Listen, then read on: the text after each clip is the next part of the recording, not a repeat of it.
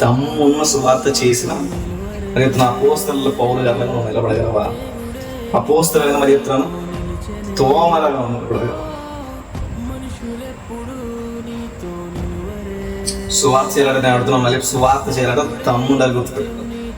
ఆ అనారోగ్యాన్ని ఎదిరించే దమ్ము కావాలి, మరి ఆర్థిక పరిస్థితిని ఎదిరించే దమ్ము కావాలి, నిందరిని వేదల్ని పరిస్థితిని ఎదిరించే దమ్ముని కావాలి. మరి చెప్తున్నాను ఆ దమ్ము లేకుంటే మరి చెప్తున్నావు సువార్త పనికి రావు.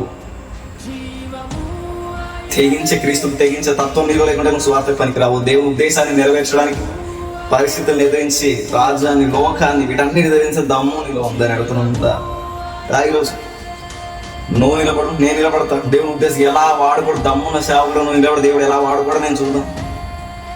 దమ్మున్న సేవకుడు ఉన్నట్టుగా సత్య స్థాపన కోసం ప్రాణాలు ఇచ్చే సేవకుడు నువ్వు నిలబడు. ఎవరితో నిలబడు, ఎందుకు వాడుకోడు దేవుడు చూద్దాం. నువ్వు ముందు నేనుంటాను.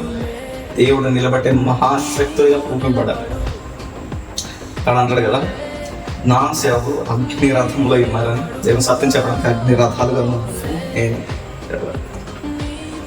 అతనేసేసి నిలబడ్డాడు. మరి అతనేసేసి నిలబడ్డాడు. యోహాను నిలబడ్డాడు. సంఘం అపోస్తలులు అందరూ సత్యం కోసం నిలబడి సత్యం కోసం ప్రాణాలు అర్పించారు. వారి ప్రాణాలు ఆవిరికి అయిపోయి మరి యెషయాని ఎలా చంపారు మరి సంపాద కోసం. వీటన్నిటికైనా మరి ఆ పాటలో రాస్తారు.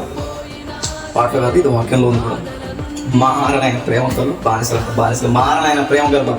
ఇంత మహా సామ్రాజ్యం మరి కొన్నిసార్లు ఆలోచించడం భలే విచిత్రంగా అనిపిస్తుంది.